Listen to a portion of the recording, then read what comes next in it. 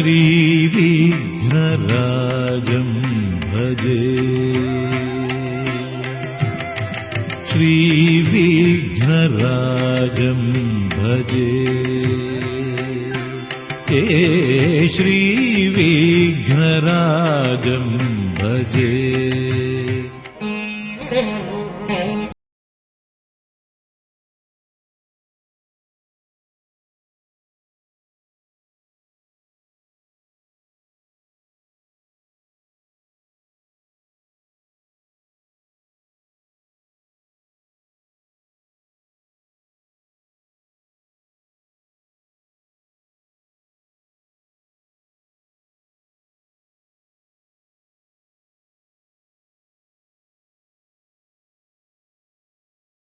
മാന്യപ്രേക്ഷകർക്ക് എന്റെ പ്രണാമം.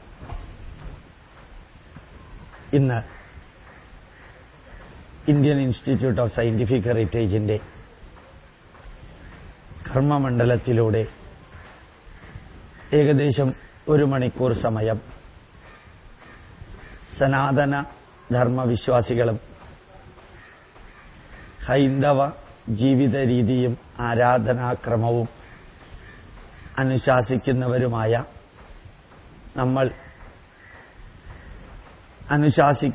അനുഷ്ഠിക്കുന്ന ആചാരങ്ങളും വെച്ചു പുലർത്തുന്ന വിചാരങ്ങളും വിശ്വാസങ്ങളും സങ്കല്പങ്ങളും അവയിലുള്ള നന്മകളും അവയിൽ നാം വെച്ചു പുലർത്തുന്ന ചില തിന്മകളും കുറവുകളും ഒന്ന് ചൂണ്ടിക്കാണിക്കാൻ വേണ്ടിയാണ്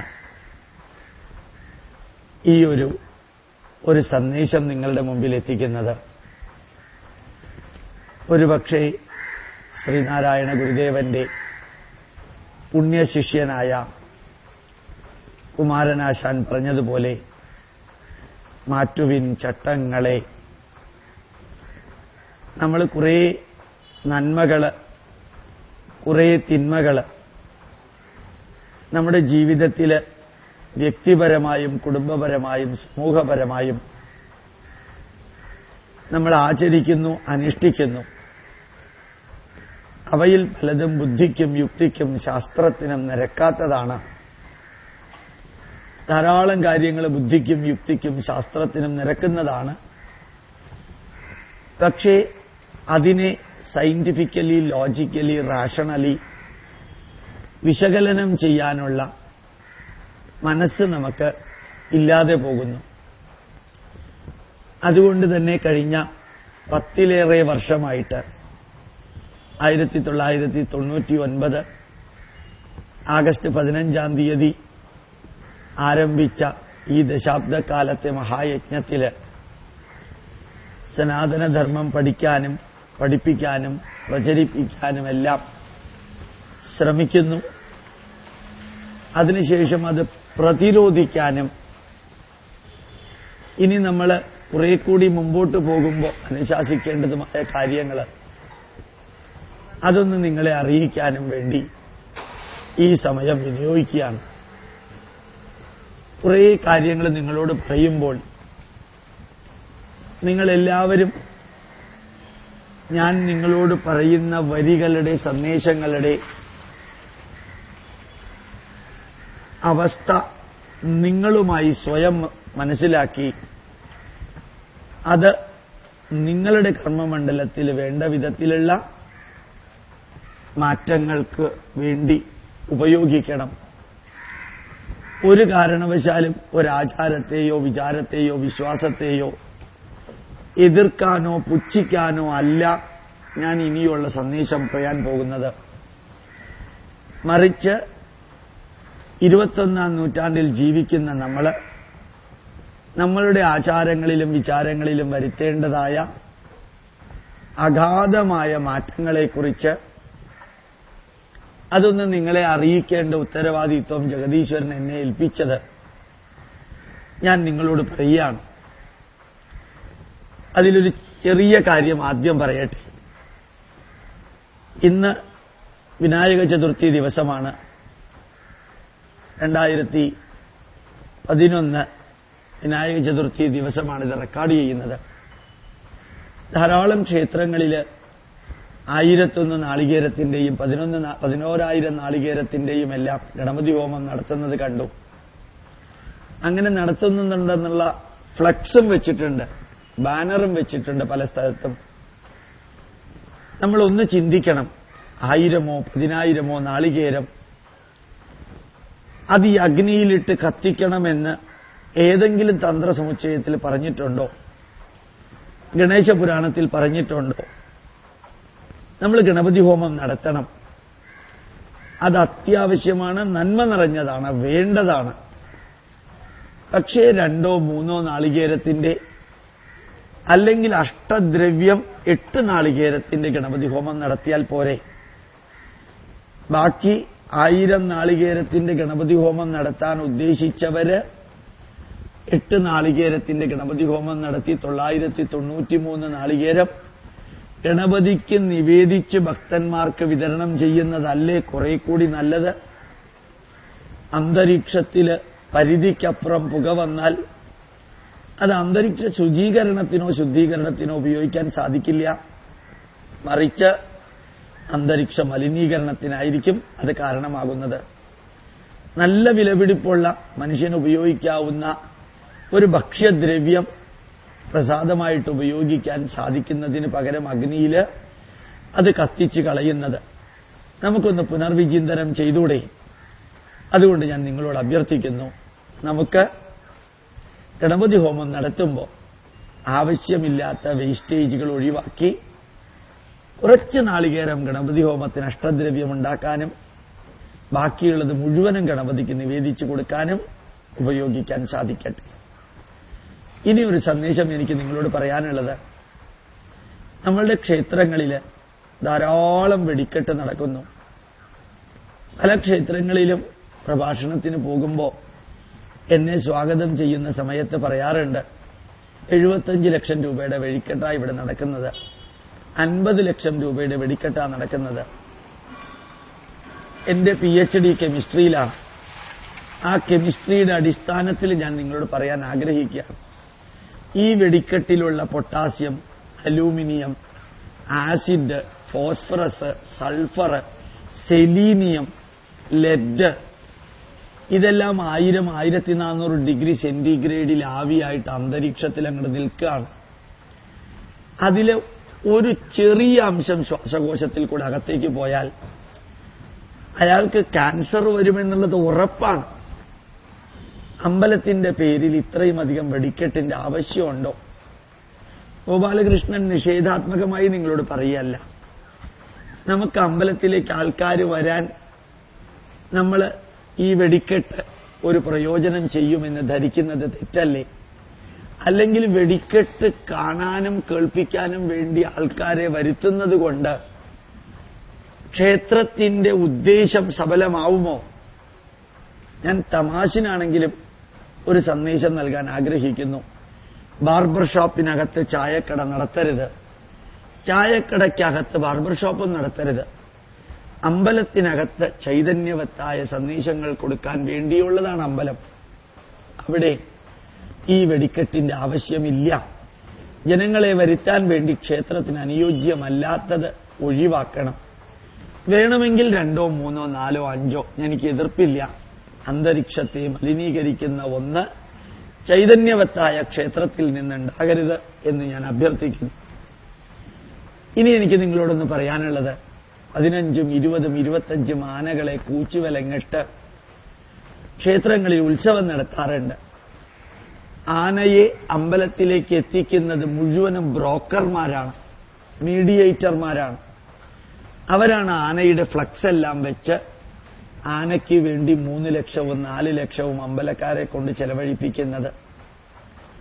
നിങ്ങളൊന്ന് ചിന്തിച്ചു നോക്കുക. ഇത്രയും ആനകളെ കൂച്ചുവിലങ്ങിട്ട് ഒരു അമ്പലത്തിൽ പ്രദക്ഷിണം വെപ്പിച്ച് 10-40 ലക്ഷം രൂപ ചെലവാക്കിയിട്ട് ഏതെങ്കിലും ഒരു ഈശ്വരൻ കഥാരൂപത്തിലെങ്കിലും എനിക്ക് ആനപ്പുറത്ത് കയറണമെന്ന് പറഞ്ഞിട്ടുണ്ടോ? എനിക്ക് ആനപ്പുറത്തിരിക്കുന്നതാണ് ഇഷ്ടമെന്ന് പറഞ്ഞിട്ടുണ്ടോ? നമ്മൾ എന്തിനാണ് ഈ ആനകളെ, പാവപ്പെട്ടതാണ് ആനകൾ, ഒരു ഈർക്കിലി കൊണ്ടടിച്ചാൽ വേദനിക്കുന്നതാണ്. 10 അടി മാത്രം കൊടല് നീളമുള്ള ഒരു ആനയാണ് ഒരു ജീവിയാണ് ആന. സ്വേദഗ്രന്ഥികളില്ല, വിയർപ്പ് ഗ്രന്ഥികളില്ല അതിന്. അതുകൊണ്ട് ചൂട് സഹിക്കവയ്യാതെ അത് കിടന്ന് പെടയുന്നതാണ്. അതിന് തിന്നാൻ കൊടുക്കുന്നത് ആസാമിലും നാഗാലാൻഡിലും ബംഗാളിലുമെല്ലാം വാഴയാണ്. ഈ പനയും തെങ്ങിന്റെ ഓലയുമല്ല, വെറും നാര് മാത്രമുള്ള സാധനമാണ് നമ്മൾ ആനയ്ക്ക് തിന്നാൻ കൊടുക്കുന്നത്. അങ്ങനെ ഭക്ഷണവും ചൊവ്വേ നേരെയില്ല. 10 അടി നീളമുള്ളത് 15 മിനിറ്റ് കൊണ്ട് തിന്നത് അത് പുറത്തേക്ക് വരുന്ന ആനയെ കൂച്ചുവിലങ്ങിട്ട് മനുഷ്യൻ ആനയെ മാത്രം, ഒരൊറ്റ ജീവിയെ മാത്രമാണ് ഇണചേരാൻ അനുവദിക്കാത്തത്. അതുകൊണ്ട് കേരളത്തിൽ മാത്രമേ ആനകൾക്ക് മതംപാട് ഉള്ളൂ, മതം പൊട്ടുന്നുള്ളൂ. അതിന് പ്രകൃതി കൊടുത്തിരിക്കുന്നത് പോലും നമ്മൾ നൽകാതെ നമ്മൾ ആനയെ കാണുകയും ആരാധിക്കുകയും ചെയ്യുമ്പോൾ പല പാപ്പാന്മാരും മൂക്കറ്റം വെള്ളമടിച്ച് അതിനെ തല്ലുന്നതും അതിനെ ഉപദ്രവിക്കുന്നതും കാണുന്ന ആ കാഴ്ചയെല്ലാം കാണുമ്പോൾ ഞാൻ ക്ഷേത്രത്തിലെ ഭാരവാഹികളോട് പറയുന്നു, നമുക്ക് ആനയെ ഒഴിവാക്കാം. വേണമെങ്കിൽ 1 or 2 അതിൽ കൂടുതൽ നമുക്ക് ആവശ്യമില്ല. നമുക്ക് കുറെ കൂടി ബുദ്ധിക്കും യുക്തിക്കും ശാസ്ത്രത്തിന് നിരക്കുന്ന വിധത്തിൽ നമ്മുടെ ക്ഷേത്ര കർമ്മങ്ങളും ആചാരങ്ങളും ഒന്ന് മാറ്റാൻ ശ്രമിച്ചൂടെ? എനിക്ക് ഒന്നിനോടും എതിർപ്പില്ല. ഞാൻ ഒന്നിന്റെയും പ്രചാരകനുമല്ല, പ്രവാചകനുമല്ല. എന്നാലും ഈ വേദം പഠിക്കാൻ ഭാഗ്യം കിട്ടിയ വ്യക്തി, 10-15 കൊല്ലം അമ്പലങ്ങളിൽ പൂജ നടത്താൻ ഭാഗ്യം കിട്ടിയ വ്യക്തി, തന്ത്രസമുച്ചയം അതേപോലെയുള്ള കാര്യങ്ങൾ കുറച്ചെല്ലാം പഠിച്ച വ്യക്തി എന്നുള്ള രീതിയിൽ നിഷേധാത്മകതയുടെ ഭാഷയിലല്ല ഞാൻ ഈ ഗണപതി ഹോമത്തെക്കുറിച്ചും വെടിക്കെട്ടിനെക്കുറിച്ചും ആനയെക്കുറിച്ചും പറയുന്നത്. 2 ദിവസം മുമ്പ് കണ്ണൂര് 10-18 പ്രഭാഷണത്തിന് പോകാൻ ഒരു ഭാഗ്യം കിട്ടി. അവിടുത്തെ മാതൃഭൂമി ദിനപത്രത്തിലെ സിറ്റി എഡിഷനിൽ ഒരു കാഴ്ച കണ്ടു. ഇത് നിങ്ങളുടെ മനസ്സിൽ എക്കാലവും ഉണ്ടാകണമെന്ന് വിചാരിച്ചിട്ടാണ് ഈ സിഡിയിലൂടെ നിങ്ങളുടെ അടുത്തേക്ക് ഇത് എത്തിക്കുന്നത്. ഒരു ചെറിയ കുട്ടിയെ കയ്യിൽ വെച്ചുകൊണ്ട് ഒരു സ്ത്രീ പച്ച നിറത്തിലുള്ള സാരി ഉടുത്തുകൊണ്ട് നിൽക്കുകയാണ്. അതിന്റെ സൈഡിൽ കൂടെ ഒരാള് മത്സ്യത്തിന്റെ ചോര കലർന്ന വെള്ളം പുഴയിലേക്ക് ഒഴിക്കാൻ ബക്കറ്റിലൂടെ എറിയാണ്. ഈ കൊച്ചുകുട്ടിയെ പിടിച്ചുകൊണ്ടിരിക്കുന്ന സ്ത്രീ ഇടത്തോട്ട് ചെരിഞ്ഞ് അയാളെ ദേഷ്യപ്പെടുകയാണ്. കാരണം ആ വെള്ളം ശരീരത്തിൽ വീണാൽ ദുർഗന്ധം ഉണ്ടാവും. മാതൃഭൂമി ടൈറ്റിൽ കൊടുത്തിരിക്കുന്നത് വളരെ വളരെ ഹൃദയസ്പർശിയാണ്. ഒരു കുട്ടയിൽ നിന്ന് മീന് അടുത്ത കൊട്ടയിലേക്ക് ഇടുമ്പോൾ അതിൽ നിന്ന് തെറിച്ച് താഴെ വീഴുന്ന മീനുകൾ പെറുക്കി വിറ്റ് ജീവിക്കുന്ന സ്ത്രീയാണ് ഈ കുട്ടിയെ കയ്യിൽ പിടിച്ചുകൊണ്ടിങ്ങനെ കാത്തു നിൽക്കുന്നത്, ഏതെങ്കിലും കുട്ടയിൽ നിന്ന് മീൻ താഴെ വീഴുന്നുണ്ടോന്ന്. അത്രയും ദാരിദ്ര്യമുണ്ട് കേരളത്തിലെ, ദൈവത്തിന്റെ സ്വന്തം നാട്ടില്. അത്രയും ദാരിദ്ര്യമുള്ള കേരളത്തില് അമ്പലങ്ങളില് 1000-ഉം 10,000-ഉം നാളികേരം തീയിലിട്ട് കത്തിക്കണോ? 4-5 ലക്ഷം രൂപ മുടക്കിയിട്ട് 10-15 ആനകളെ നമ്മൾ എഴുന്നള്ളിക്കണോ? 10-75 ലക്ഷം രൂപയുടെ വെടിക്കെട്ട് കത്തിക്കണോ? വെറുതെ ചിന്തിക്കുക. എനിക്ക് നിങ്ങളോടല്ലാണ്ട് വേറെ ആരോടും പറയാനില്ല. എനിക്ക് ഒരു ഹിഡൻ അജണ്ടയുമില്ല. അതേപോലെ ഞാൻ വിഷയങ്ങൾ ഇങ്ങനെ പറയുമ്പോൾ ചിലതൊന്ന് ആവർത്തിക്കുന്നുണ്ടാവും. കുറേ കാലം ജന്മാഷ്ടമി ദിവസം പശുവിന്റെ പാല് കുടിക്കുന്ന ശ്രീകൃഷ്ണനെ ഫ്ലക്സ് അടിച്ച് കാണിച്ചിരുന്നു. എന്തോ 2011 ജന്മാഷ്ടമിക്ക് ആ ചിത്രം ഒരു സ്ഥലത്തും കണ്ടില്ല. ഞാൻ വാടാനപ്പള്ളിയിലാണ് 3 കൊല്ലം മുമ്പ് ആദ്യം പറഞ്ഞത്. പശുവിന്റെ അകിട്ടിൽ നിന്ന് പാല് കുടിക്കുന്ന ശ്രീകൃഷ്ണനെ നക്കുന്ന പശുവിനെ കാണിച്ച് കുറച്ച് ക്രിസ്ത്യാനികളും മുസ്ലിങ്ങളും ഹിന്ദു കുട്ടികളോട് ചോദിക്കുകയാണെന്ന് വിചാരിക്കുക, ഇതാണോ നിന്റെ ദൈവം എന്ന്. ഈ ഹിന്ദു കുട്ടികൾ എന്തുത്തരം പറയും? ഇത് ഞാൻ വാടാനപ്പള്ളിയിൽ ബാലഗോകുലത്തിന്റെ ഒരു മീറ്റിംഗിൽ ചോദിച്ചു. വളരെ സന്തോഷം തോന്നുന്നു.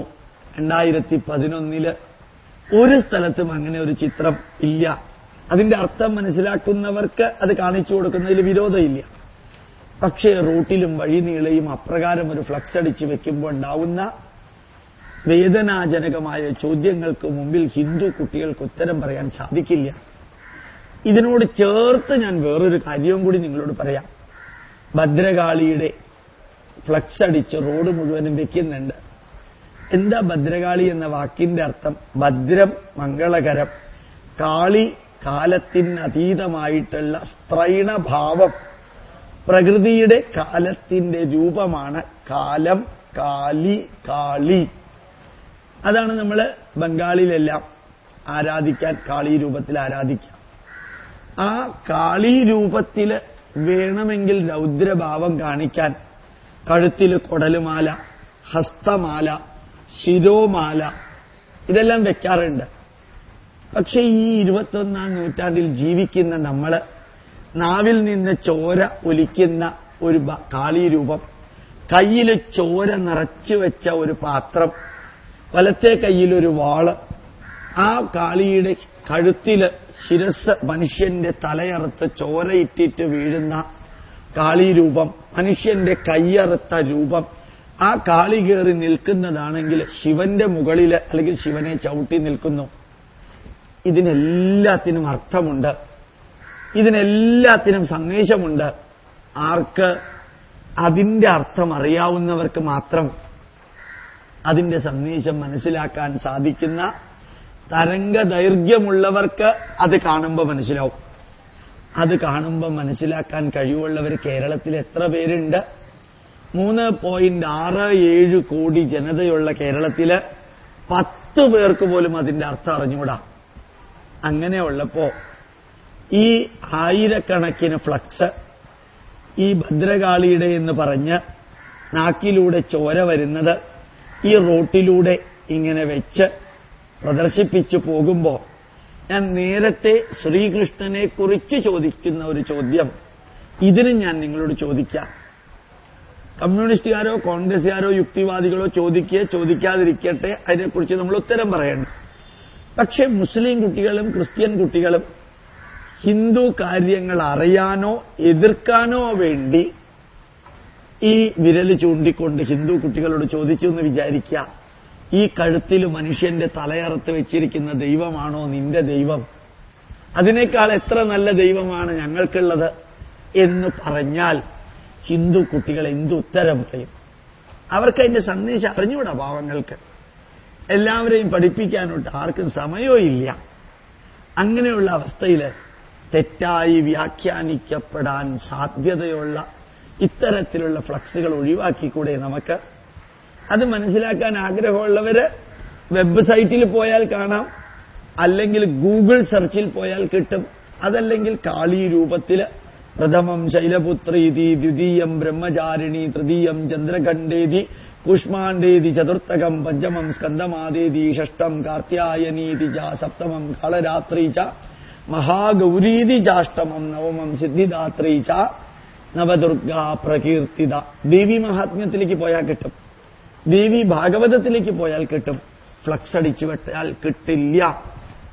അതുകൊണ്ട് എങ്ങനെയാണോ നമ്മൾ ഗണപതി ഹോമത്തിൽ മാറ്റം വരുത്തേണ്ടത്, എങ്ങനെയാണോ ആനകളെ ഉപയോഗിക്കുന്നതിൽ മാറ്റം വരുത്തേണ്ടത്, എങ്ങനെയാണോ നമ്മൾ ഈ ഇതുപോലെയുള്ള ഭദ്രകാളി രൂപം വയ്ക്കുന്നതിൽ മാറ്റം വരുത്തേണ്ടത്, എങ്ങനെയാണോ വെടിക്കെട്ടിൽ മാറ്റം വരുത്തേണ്ടത്, അതേപോലെ നമ്മൾ മാറ്റം വരുത്തണം.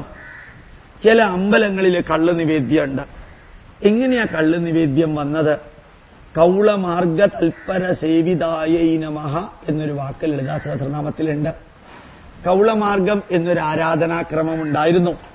ശങ്കരാചാര്യരാണ് അത് ഭൂരിഭാഗവും കേരളത്തില്, തമിഴ്നാട്ടില്, കർണാടകത്തില്, ഒറീസയില്, ബംഗാള് വരെ ഇല്ലാതെയാക്കിയത്. ബംഗാളിൽ ഇല്ലാതെയാക്കാൻ പറ്റിയില്ല, ആസാമിൽ ഇല്ലാതെയാക്കാൻ പറ്റിയില്ല ശങ്കരാചാര്യർക്ക്. ഗൗഹാട്ടി ക്ഷേത്രത്തിലും കൽക്കട്ട കാളിക്ഷേത്രത്തിലും പോയി എങ്കിലും അവിടെയുള്ള പാണ്ഡ എന്ന പൂജാരിമാര് ശങ്കരാചാര്യരെ അത് ചെയ്യാൻ അനുവദിച്ചില്ല. AD 8ാം നൂറ്റാണ്ടില്. എന്താ കൗളമാർഗം? 5 മായിൽ ആരംഭിക്കുന്നത് ആ കൗളമാർഗം. മത്സ്യം, മാംസം, മദ്യം, മൈഥുനം, മാത്സര്യം. മാത്സര്യം എന്നുള്ളതിന് ചിലർ വേറെ ഏതോ വാക്ക് ചേർക്കുന്നുണ്ട്. അപ്പൊ മദ്യം, മത്സ്യം, മാംസം, മൈഥുനം, സെക്ഷുവൽ പോസ്ചറുകൾ അമ്പലത്തിൽ കാണിക്കുന്നത് മൈഥുനം. മദ്യം നിങ്ങൾക്കറിയാം, മാംസം നിങ്ങൾക്കറിയാം, മത്സ്യം നിങ്ങൾക്കറിയാം. മാത്സര്യം അമ്പലത്തിനകത്ത് വഴക്കും വയ്യാവേലിയും ക്രൂരതയും കരച്ചിലും നെഗറ്റീവുകളായിരിക്കാം മാത്സര്യം കൊണ്ട് ഉദ്ദേശിച്ചത്. ഈ 21ാം നൂറ്റാണ്ടിൽ ശാന്തമായി പോകുന്ന ഭാരതത്തിനകത്ത് പഴശ്ശിനിക്കടവ് മുത്തപ്പന്റെ അവിടെയാണെങ്കിലും മാടായി കോവിലിലാണെങ്കിലും ഈ ആടിനെ അറക്കണോ, അല്ലെങ്കിൽ കള്ള് നിവേദിക്കണോ, കള്ളുകൊണ്ട് അഭിഷേകം നടത്തണോ? കള്ള് നിവേദിക്കുകയും കള്ളഭിഷേകവും നടത്തുന്ന അമ്പലവും കള്ള് ഷാപ്പും തമ്മിൽ എന്താ വ്യത്യാസം? നാരായണ ഗുരുദേവൻ വളരെ ഭംഗിയായി പറഞ്ഞു. അദ്ദേഹം 21 ദുർദേവതാ വിഗ്രഹങ്ങളെ പിഴുതെറിഞ്ഞിട്ടാണ് വൈദിക ദേവതകളെ സ്ഥാപിച്ചത്, പ്രതിഷ്ഠിച്ചത്. അതുകൊണ്ട് കണ്ണൂരുകാരോടും കോഴിക്കാടുകാരോടും ഗോപാലകൃഷ്ണൻ അഭ്യർത്ഥിക്കാനുള്ളത്, കമ്മ്യൂണിസത്തിന്റെ ഈറ്റില്ലത്തിൽ പോലും എന്തിന് മൃഗബലി ഇപ്പോഴും നടത്തുന്നു? എന്തിന് കള്ളു നിവേദ്യം നടത്തുന്നു? നമ്മുടെ ക്ഷേത്രങ്ങൾ സാത്വിക ക്ഷേത്രങ്ങളല്ലേ? ദൈവത്തിന് കള്ള് നിവേദിക്കാമെങ്കിൽ എനിക്ക് കള്ളു കുടിച്ചുകൂടെ എന്ന് ചോദിച്ചാൽ എന്തുത്തരം പറയും? അത് മാത്രമല്ല, എത്രയോ അമ്പലങ്ങളിൽ കോഴി അറക്കലുണ്ടായിരുന്നു. കൊടുങ്ങല്ലൂര്, ചോറ്റാനിക്കര, ഇപ്പോഴും കോഴിക്കല്ലുണ്ട് കൊടുങ്ങല്ലൂര്. കോഴിയെ ഓർമ്മ വയ്ക്കുന്ന കാലം വരെയും അറത്തിരുന്നതാണ് കൊടുങ്ങല്ലൂര്. ഇപ്പൊ ഇല്ലല്ലോ. ദേവിക്ക് ദേഷ്യം വന്നോ? ദേവി ശപിച്ചോ നമ്മളെ? ഒന്നും ചെയ്തിട്ടില്ല. അതുകൊണ്ട് മാടായി കാവിലെ വെള്ളിയാഴ്ച ദിവസങ്ങളില് അത്ഭുതകരമായിട്ട് ഇപ്പോഴും ആടിനെ അറക്കുന്നു. ആ ആടിന്റെ ചോര ഒലിച്ച് അത് പെടയുന്നത് കണ്ട് ദേവിക്കോ ദേവനോ സന്തോഷം തോന്നുമെന്ന് നിങ്ങൾക്ക് തോന്നുന്നുണ്ടോ? ഏതെങ്കിലും ഐതിഹ്യമോ ഏതെങ്കിലും കഥയുടെയോ അടിസ്ഥാനത്തിൽ ഒരാചാരമുണ്ടാക്കിയിട്ടുണ്ടെങ്കിൽ അത് പൈതൃകാചാരമല്ല, ഇടക്കാലത്ത് ആരോ ഉണ്ടാക്കിയതാണ്. മാമാനിക്കാവോ മാമാനി ക്ഷേത്രോ കണ്ണൂരുള്ളതില് ആയിരക്കണക്കിന് കോഴികളെ തമിഴ്നാട്ടിൽ നിന്ന് കൊണ്ടുവന്ന് അറക്കുന്നു. ഒരമ്പലം കോഴിയുടെ അറവ് കേന്ദ്രമായി മാറിയാൽ അതിനകം ഈശ്വര ചൈതന്യമുള്ളതാണെന്ന് നിങ്ങൾക്ക് പറയാൻ പറ്റുമോ? അങ്ങനെയാണെങ്കിൽ മാർക്കറ്റിൽ കോഴിയെ കൊല്ലുന്ന ചോര പുരണ്ട ആ കെട്ടിടവും ഈ അമ്പലവും തമ്മിൽ എന്ത് വ്യത്യാസം? ആടായിക്കാവിൽ ഞാനൊരു ഭാഷണം നടത്തിയപ്പോ അവിടെയുള്ള 2-3 പേര് എന്നോട് ചോദിച്ചു, സാറേ 125 കൊല്ലമായിട്ടുള്ള ആചാരമാണ് ആടിനെ അറക്കുക എന്നുള്ളത്, അത് പെട്ടെന്ന് നിർത്താൻ പറ്റുമോ സാറേ? മാത്രമല്ല അമ്പലത്തിൽ അറക്കാറില്ല. അമ്പലത്തിൽ നിന്നൊരു 100 മീറ്റർ അപ്പുറത്ത് രാത്രി 10:30 മണിക്കാണ് പൂജാരി ചെന്ന് അറക്കുന്നത്. അമ്പലത്തിന്റെ പേരിൽ ലോകത്തിൽ എവിടെ ആടിനെ അറുത്താലും അത് 100 മീറ്റർ അപ്പുറത്തോ 10 കിലോമീറ്റർ അപ്പുറത്തോ അല്ലെങ്കിൽ കേരളത്തിലുള്ള ക്ഷേത്രത്തിന്റെ പേരിൽ തമിഴ്നാട്ടിൽ അറുത്താലോ അതെല്ലാം ഈ ക്ഷേത്രമാണ് ഉത്തരവാദിത്വം. അതുകൊണ്ട് ദൂരെ അറക്കുന്നു, പാതിരാത്രിക്ക് അറക്കുന്നു, 3 എണ്ണത്തിനെ അറക്കുന്നുള്ളൂ. ഇതൊന്നും ഒരു ന്യായീകരണമല്ല. ഒരു ഈശ്വര സൃഷ്ടിയായ ഒരു ജന്തുവിനെ, ജീവിയെ, അതിനെ കഴുത്തറത്ത് കൊന്ന് അത് ഈശ്വരനെ സന്തോഷിപ്പിക്കാനാണെങ്കിൽ ഈ ബക്രീദ് ദിവസം 17 കോടി ആടുകളെ കൊല്ലുന്നത്, അതും ഇതും തമ്മിൽ എന്ത് വ്യത്യാസം? എണ്ണത്തിലെ വ്യത്യാസമുള്ളൂ. ഏതെങ്കിലും ഈശ്വരൻ പറയോ, ഏതെങ്കിലും അമ്മയും അച്ഛനും പറയോ എന്റെ മകനെ എനിക്ക് ബലി തരണമെന്ന്? ഏതെങ്കിലും ഈശ്വരൻ പറയോ എന്റെ സൃഷ്ടിയെ എനിക്ക് ബലി തരണമെന്ന്? അങ്ങനെ പറയുകയാണെങ്കിൽ ആ അമ്മയെയും അച്ഛനെയും അങ്ങനെ മാതാപിതാവെന്ന പേരിൽ പറയാൻ നമുക്ക് സാധിക്കോ? തന്റെ സൃഷ്ടിയെ തനിക്ക് ബലി തരണം എന്ന് പറയുന്ന ഈശ്വരനെ ഈശ്വരനാണെന്ന് കണക്കാക്കാൻ നിങ്ങൾക്ക് സാധിക്കോ? അപ്പൊ എന്നോട് ചോദിച്ചു, 125 വർഷമായിട്ട് പഴക്കമുള്ള ഈ ആടിനെ ഹോമിക്കുന്ന അഥവാ ബലി കഴിക്കുന്നത് നിർത്താൻ പറ്റുമോ എന്ന് ചോദിച്ചപ്പോൾ ഞാൻ അവരോട് തിരിച്ചു ചോദിച്ചൊരു ചോദ്യമുണ്ട്. എല്ലാ പ്രഭാഷണങ്ങളിലും ഞാനത് പറയാറുമുണ്ട്. ഞാൻ അവരോട് പറയാറുണ്ട്, കഴിഞ്ഞ 15 കൊല്ലമായിട്ട് ഞാൻ എന്റെ അമ്മയെ തല്ലാറുണ്ട്. അത് പെട്ടെന്ന് നിർത്താൻ പറ്റുമോ സാറേ എന്ന് ചോദിച്ചാൽ എന്താ ഉത്തരം പറയാ? അതിനൊരു ഉത്തരേ ഉള്ളൂ. അമ്മയെ കുറെ കാലമായിട്ട് തല്ലാറുണ്ട്, അത് പെട്ടെന്ന് നിർത്താൻ പറ്റുമോ എന്ന ചോദ്യത്തിന് ഉത്തരം ഒന്ന് മാത്രമേ ഉള്ളൂ. തെറ്റാണെന്ന് എപ്പോ തിരിച്ചറിയുന്നുവോ അപ്പോ അത് ശരിയാക്കുക, അല്ലെങ്കിൽ തെറ്റ് ചെയ്യുന്നത് നിർത്തുക. ഇതാണ് ബുദ്ധിക്കും യുക്തിക്കും ചേർന്നത്. ഈശ്വരന് മത്സ്യം നിവേദിക്കുക, ചോര കൊണ്ട് അഭിഷേകം നടത്തുക. പാലക്കാട് ധാരാളം സ്ഥലത്ത് അത് ഇപ്പോഴും ഉണ്ട്. പലപ്പോഴും ഞാൻ കണ്ടിരിക്കുന്നത് ആടിനെ അറുത്ത് അത് അപ്പുറത്ത് വേവിച്ച് കഴിക്കുന്ന ഒരു സിസ്റ്റം. ആടിനെ തിന്നാൻ വേണ്ടിയാ അറക്കുന്നത്. ദേവി എന്ന് പേര് മാത്രമേ ഉള്ളൂ. അപ്പൊ ദൈവത്തിന്റെ പേരിൽ നടത്തുന്ന ക്രിമിനൽ തെറ്റ് ഇത് തന്നെ. ഞാൻ ഏതാനും ദിവസം മുമ്പ് എടപ്പള്ളിയിൽ ഒരു അമ്പലത്തിൽ പ്രഭാഷണം നടത്തുമ്പോൾ പറഞ്ഞു, ആ അമ്പലത്തിന്റെ തൊട്ടപ്പുറത്തുള്ള സെന്റ് ജോർജ് പള്ളി, ആ പള്ളിയിൽ 60,000 കോഴി അറുത്ത് കറി വെച്ച് തിന്ന. സെന്റ് ജോർജ് ആരാ നിങ്ങൾക്കറിയോ? AD 3-ാം നൂറ്റാണ്ടിൽ ജീവിച്ചിരുന്നൊരു പട്ടാളക്കാരൻ. ആ പട്ടാളക്കാരന്റെ പ്രത്യേകത എന്താ? അദ്ദേഹം ഒരു പെൺകുട്ടിയെ ഒരു വ്യാളി, പാമ്പോ മറ്റോ ആണെന്ന് തോന്നുന്നു, അതിൽ നിന്ന് രക്ഷിച്ചു. രാജാവിന്റെ മകളെ രക്ഷിച്ചു പട്ടാളക്കാരൻ. ആ രാജാവിനും പോപ്പിനും തമ്മിൽ നല്ല പരിചയം ഉണ്ടായിരുന്നു. ക്രൈസ്തവ സമൂഹത്തിന്റെ ആരാധ്യനായ പിതാവ് പോപ്പുമായിട്ട് ബന്ധമുണ്ടായിരുന്നു. ഈ രാജാവ് പോപ്പിനോട് പറഞ്ഞു, ഈ ജോർജിനെ വിശുദ്ധനാക്കണം. രാജാവ് പറഞ്ഞതുകൊണ്ട് പോപ്പ് AD 3-ാം നൂറ്റാണ്ടില് ആ ജോർജിനെ വലിയ നല്ല പദവി നൽകി. മരിച്ചിട്ടില്ലായിരുന്നു അദ്ദേഹം. എന്നിട്ട് അദ്ദേഹം ബൈബിളിൽ പറഞ്ഞിരിക്കുന്ന കർമ്മം ചെയ്തു. എന്താ ചെയ്തറിയോ? കർത്താവ് പറഞ്ഞിരിക്കുന്നത്, ഞാനല്ലാതെ മറ്റൊരു ദൈവം നീ ആരാധിക്കരുത്. മറ്റൊരു ദൈവത്തെ ആരാധിക്കുന്നവനെ വധിക്കാൻ നിന്റെ കൈയുയരണം, നിന്റെ കൂടെയുള്ളവന്റെ കൈയും ഉയരണം. നീ ആദ്യം അവനെ വധിക്കാനായി മുമ്പോട്ട് വരണം. അങ്ങനെ 60 ലക്ഷത്തോളം ജൂതന്മാരെ ജോർജ് കൊന്നു. മരിച്ചതിന് ശേഷം അദ്ദേഹം സെന്റ് ജോർജായി. ആ സെന്റ് ജോർജിനാണ് ഇത്രയുമധികം കോഴിയെ അവിടെ കൊല്ലുന്നത്, പൂരമായിട്ട് ലിക്കർ കച്ചവടം നടത്തുന്നത്. നിർഭാഗ്യവശാൽ ഓരോ വീട്ടിലും കൊടുക്കുന്ന ബ്രാൻഡിയും വിസ്കിയും റമ്മും വോഡ്കായും കഴിക്കാൻ വരുന്നതിൽ ധാരാളം ഹിന്ദുക്കളുണ്ട്.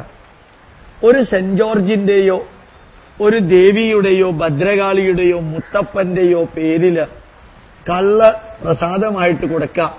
ചോര ഇറ്റിറ്റൊലിക്കുന്ന കോഴിയിറച്ചി, ചോര ഇറ്റിറ്റൊലിക്കുന്ന ആട്ടിറച്ചിയും എരുമയുടെയും പോത്തിന്റെയും ഇറച്ചിയെല്ലാം ദൈവത്തിന്റെ പേരിലും പുണ്യവാളന്റെ പേരിലുമെല്ലാം വിതരണം ചെയ്താൽ ഇതിനേക്കാളും വലിയ നീച നികൃഷ്ട കർമ്മമുണ്ടോ? ഭാരതീയ തത്വസംഹിത പറയുന്നു, അഹിംസ പരമോ ധർമ്മ. അഹിംസയാണ് പരമമായ ധർമ്മം. ഈ പറഞ്ഞിരിക്കുന്ന സംസ്കൃതിയുടെ ആരാധകരായ നമ്മൾ തന്നെ ഇങ്ങനെ കള്ളും അതേപോലെ ഇറച്ചിയും അമ്പലത്തിന്റെ പേരിൽ നമ്മൾ കൊടുക്കുന്നു. ഞാൻ നിങ്ങളോട് പറഞ്ഞത്, 1 ഗണപതി ഹോമം പറഞ്ഞു, 2 ഞാൻ വെടിക്കെട്ട് പറഞ്ഞു, 3 നിങ്ങളോട് ആനയെക്കുറിച്ചുള്ളത് പറഞ്ഞു, 4 നിങ്ങളോട് കള്ള് നിവേദ്യത്തെക്കുറിച്ച് പറഞ്ഞു, ഈ കോഴി അറക്കലും ആടറക്കലിനെയും കുറിച്ച് പറഞ്ഞു. ഇനിയും എനിക്ക് നിങ്ങളോട് പറയാനുണ്ട്. നമ്മളുടെ എല്ലാം അമ്പലങ്ങളിലും വീടുകളിലും വേണ്ടതിനും വേണ്ടാത്തതിനും പ്രശ്നം വയ്ക്കുക, ദേവപ്രശ്നം വയ്ക്കുക. എന്തിനാ ഈ പ്രശ്നം വയ്ക്കുകയും ദേവപ്രശ്നം വയ്ക്കുകയും ചെയ്യുന്നത്? അത് മുഴുവനും ഒഴിവാക്കണം, വേണ്ടെന്നല്ല. 4-5 കൊല്ലം ജ്യോതിഷം പഠിച്ച ആള്, ജ്യോതിഷത്തെക്കുറിച്ചൊരു പുസ്തകം എഴുതിയ ആള്, ഞാൻ എഴുതിയ പുസ്തകം ജ്യോതിഷന്മാർക്ക് റഫറൻസ് ഗ്രന്ഥമാണെന്ന് ജ്യോതിഷ സഭ അംഗീകരിച്ചിട്ടുണ്ട്. അതിന്റെ അടിസ്ഥാനത്തിൽ ഞാൻ നിങ്ങളോട് പറയുകയാണ്, വേണ്ടതിനും വേണ്ടാത്തതിനും പോയി പ്രശ്നം വെക്കരുത്. കാരണം പ്രശ്നം വെക്കുന്നത് റീപ്രൊഡ്യൂസബിൾ അല്ല, റിപ്പീറ്റബിൾ അല്ല, സയന്റിഫിക് അല്ല, ലോജിക്കൽ അല്ല, റാഷണൽ അല്ല. അടിവരയിട്ട് പറയുന്നു, റീപ്രൊഡ്യൂസബിൾ അല്ല, റിപ്പീറ്റബിൾ അല്ല, സയന്റിഫിക് അല്ല, റാഷണൽ അല്ല, ലോജിക്കൽ അല്ല. ചില കാര്യങ്ങൾക്ക് ഉത്തരം കിട്ടാൻ പ്രശ്നം വെക്കുന്നത് തെറ്റല്ല.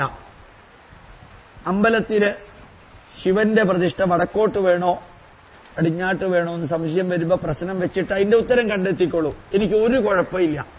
പക്ഷേ ഈ ഗുരുവായൂർ അമ്പലത്തിൽ ചുരിദാറ് ഇടാമോ, അല്ലെങ്കിൽ ഇവിടത്തെ ദേവന് സന്തോഷമുണ്ടോ ദുഃഖമുണ്ടോ, അല്ലെങ്കിൽ ഇവിടെ കോഴി അറക്കണമോ എന്നൊക്കെ ചോദിച്ച് നിങ്ങൾ പ്രശ്നം വെച്ചാൽ ഓരോ പ്രശ്നം വെക്കാൻ വരുന്ന ആളും ഓരോ തരത്തിലുള്ള ഉത്തരമായിരിക്കും നിങ്ങൾക്ക് പറയാം. എല്ലാ പ്രശ്നക്കാരെയും അല്ലെങ്കിൽ പ്രശ്നം വെക്കുന്നവരെയും ഞാൻ അടച്ചാക്ഷേപിക്കുന്നില്ല. ധാരാളം പ്രശ്നം വെക്കുന്നവര് പോക്കറ്റിൽ ഒരു 500 രൂപ ഇട്ടുകൊടുത്താൽ നിങ്ങൾ എന്ത് പറയണമെന്ന് ആഗ്രഹിക്കുന്നുവോ അത് തന്നെ അവർ പറയും. മറ്റേതൊരു സ്ഥലത്തെയും അധർമ്മവും അനീതിയും ഈ ജ്യോതിഷത്തിലും നടമാടുന്നുണ്ട്. അതുകൊണ്ട് വീട്ടിലെന്തെങ്കിലും ഉണ്ടാകുമ്പോൾ, അമ്പലത്തിൽ എന്തെങ്കിലും പ്രശ്നം ഉണ്ടാവുമ്പോൾ, അമ്പലത്തിന് ചുറ്റും ആരെങ്കിലും മരിക്കുമ്പോൾ, അമ്പലത്തിനകത്ത് എന്തെങ്കിലുമൊക്കെ സംശയം തോന്നുമ്പോൾ ഇതൊക്കെ പ്രശ്നം വെക്കാൻ പോയാൽ 5, 6, 8, 10 ലക്ഷം രൂപയുടെ ഒരു ചാർത്തായിരിക്കും അമ്പലത്തിന് തരിക. നിത്യനിദാനത്തിന് വഴിയില്ലാത്ത അമ്പലം, വിളക്ക് പോലും കത്തിക്കാൻ പറ്റാത്ത അമ്പലത്തിലേക്ക് 5 ലക്ഷം 8 ലക്ഷം രൂപയുടെ ഒരു വലിയ ചാർത്ത് തന്ന് പരിഹാര കർമ്മം ചെയ്ത് ആ അമ്പലത്തിലെ ആൾക്കാർ, പ്രവർത്തകർ തളരുന്ന കാഴ്ച ഞാൻ കാണാറുണ്ട്. അതുകൊണ്ട് ഞാൻ നിങ്ങളോട് പറയുന്നു, ആവശ്യമുള്ളതിനും ആവശ്യമില്ലാത്തതിനും ഒന്നും പ്രശ്നം വെക്കാൻ പോകരുത്. വളരെ അത്യാവശ്യമാണെങ്കിൽ ഒരു ചെറിയ ഇഷ്യൂവിന് വേണ്ടി മാത്രം നിഷ്പക്ഷമായിട്ട് ജാതകം പഠിച്ച് പ്രയോഗിക്കുന്ന ധാരാളം ശാസ്ത്രമണ്ഡലത്തിൽ പ്രവർത്തിക്കുന്നവരുണ്ട്. അവർക്ക് അവരെ വിളിച്ച് നിങ്ങൾ നിങ്ങളുടെ കാര്യങ്ങൾ ചെയ്യാം. ഇനിയും എനിക്ക് നിങ്ങളോട് പറയാനുണ്ട്. ഞാനൊരു ക്ഷേത്രത്തിന്റെ അകത്തിരുന്നുകൊണ്ടാണ് നിങ്ങൾക്ക് ഈ വീഡിയോ റെക്കോർഡ് ചെയ്യുന്നത്. ധാരാളം ഹിന്ദുക്കൾ പറയാറുണ്ട്, സാറേ, ശബരിമലയിലെ സമ്പത്ത്, ഹിന്ദുക്കളുടെ സമ്പത്ത് ഗവൺമെന്റ് എടുക്കുന്നു, എന്നിട്ട് അത് മുസ്ലിങ്ങൾക്കും ക്രിസ്ത്യാനികൾക്കും കൊടുക്കുന്നു. ഗുരുവായൂർ അമ്പലത്തിൽ ദേവസ്വം ബോർഡ് കൈയിട്ട് വാരുന്നു. എനിക്ക് നിങ്ങളോട് എല്ലാവരോടും ചോദിക്കാനുള്ളത് ഒരു ചെറിയ ചോദ്യമാണ്. ഈ കൈയിട്ട് വാരാൻ പാകത്തിന് ആ ഭണ്ണാരത്തിൽ പൈസ ഇട്ടുകൊടുത്തത് ആരാ? മുസ്ലിങ്ങൾക്കോ ക്രിസ്ത്യാനികൾക്കോ അമ്പലത്തിലെ പണം കൊടുക്കുന്നുണ്ടെങ്കിൽ ആ മുസ്ലിങ്ങൾക്കും ക്രിസ്ത്യാനികൾക്കും കൊടുക്കാൻ പാകത്തിന് ശബരിമലയിലെ ഭണ്ണാരത്തിൽ കൊണ്ടുപോയിട്ട് പൈസ ഇട്ടതാരാ? എത്രയോ അമ്പലമില്ലേ കേരളത്തില്? 36,000-ഓളം പ്രൈവറ്റ് ക്ഷേത്രങ്ങൾ കേരളത്തിലുണ്ട്. എത്രയോ ക്ഷേത്രങ്ങൾ ഇടിഞ്ഞു പൊളിഞ്ഞു കിടക്കുന്നുണ്ട്. എത്രയോ ക്ഷേത്രങ്ങളൊന്ന് പ്ലാസ്റ്റർ ചെയ്യാൻ പോലും പൈസയില്ലാതെ ക്ഷേത്ര ഭാരവാഹികൾ കഷ്ടപ്പെടുന്നുണ്ട്. ഈ 500-ന്റെയും 1000-ന്റെയും നോട്ടുകെട്ടുകൾ ശബരിമലയിൽ കൊണ്ടിടണമെന്ന് ദേവസ്വം മന്ത്രി ഒന്നും നിങ്ങളോട് പറഞ്ഞിട്ടില്ലല്ലോ. ശബരിമല ശാസ്താവും പറഞ്ഞിട്ടില്ല. ഗുരുവായൂർ അമ്പലത്തിൽ കൊണ്ടുപോയിട്ട് ഇത്രയും പൈസ ഇടണമെന്ന് ഗുരുവായൂരപ്പനും പറഞ്ഞിട്ടില്ല. ഗുരുവായൂർ അമ്പലത്തിലേക്ക് നമ്മൾ പോകുമ്പോൾ 1000-ന്റെയും 5000-ന്റെയും നോട്ടാണ് നമ്മൾ ഭണ്ണാരത്തിലിടുക, വഴിപാട് നടത്തുക. ചെറിയ അമ്പലത്തിൽ നമ്മൾ പോകുമ്പോൾ 10-ന്റെയോ 20-ന്റെയോ നോട്ടാണ് ഇടുന്നത്. നമുക്ക് തന്നെ ഈശ്വരനെ 2 തട്ടിലേ കാണാൻ പറ്റുള്ളൂ. ഇതൊന്നും ഞാൻ വിമർശിക്കുകയല്ല, ഞാൻ ജസ്റ്റ് നിങ്ങളെ ഓർമ്മിപ്പിക്കുന്നു. നിങ്ങൾ ഗുരുവായൂരിൽ പോകണ്ട എന്ന് ഞാൻ പറഞ്ഞിട്ടില്ല. ശബരിമലയിൽ പോകണ്ട ഞാൻ ഒരിക്കലും പറയില്ല. ഞാൻ പോകാറുണ്ട്, ഇനിയും പോകും. നിങ്ങളോടും പറയുന്നു പോകണമെന്ന്. പക്ഷെ അവിടെ വഴിപാടിന് കൊടുക്കുമ്പോൾ, ഭണ്ണാരത്തിൽ കാശിടുമ്പോൾ ചെറിയ ഒരു തുകയിട്ട് ബാക്കി തുക മുഴുവനും വലിയ ഇടിഞ്ഞു പൊളിഞ്ഞു കിടക്കുന്ന ഒരു ശ്രീകൃഷ്ണസ്വാമി ക്ഷേത്രമോ അല്ലെങ്കിൽ ശാസ്താവിന്റെ ക്ഷേത്രം ഉണ്ടെങ്കിൽ അതിന്റെ പുനർനിർമ്മാണത്തിന് കൊടുത്തൂടെ നിങ്ങൾക്ക്? അപ്പൊ പിന്നെ കരയണോ അവിടെ? ശബരിമലയിലെ പൈസ അവരെടുക്കുന്നു. തമിഴ്നാടുകാരിടുന്ന പൈസയാണ്, കർണാടകത്തുകാരിടുന്ന പൈസയാണ്. അതിനെക്കുറിച്ച് നിങ്ങളോട് ചിന്തിക്കാൻ ആരും പറഞ്ഞിട്ടില്ലല്ലോ. നിങ്ങൾ ചെയ്യുന്നതിനെക്കുറിച്ച് കേരളത്തിൽ നിന്ന് 2.5 കോടി ജനത, ഹിന്ദുക്കളും ക്രിസ്ത്യാനികളും മുസ്ലിങ്ങളും അല്ലാത്തവർ, എനിക്കറിഞ്ഞൂടാ, 2.5 കോടി ജനത കേരളത്തിൽ നിന്ന് ശബരിമലയിൽ പോകുന്നുണ്ട്. അത്രേ. അത് പോയവരെ തന്നെ വീണ്ടും എണ്ണിയിട്ടാണോ അത്രയും നമ്പർ ഉണ്ടായെന്ന് എനിക്കറിഞ്ഞൂടാ. അങ്ങനെയാണെങ്കിൽ ഭൂരിഭാഗവും കേരളീയരാണ് അവിടെ പോകുന്നത്. അപ്പൊ അവിടെ വരുന്ന പൈസയുടെ ഭൂരിഭാഗവും ഇവിടെ നിന്ന് വരുന്നതാണ്. അതുകൊണ്ട് ഗവൺമെന്റ് ക്ഷേത്രങ്ങളിൽ കൊണ്ടുപോയിട്ട് പൈസ ഇടണ്ട എന്ന് ഞാൻ പറയില്ല. അത് പറഞ്ഞാൽ തെറ്റാണ്.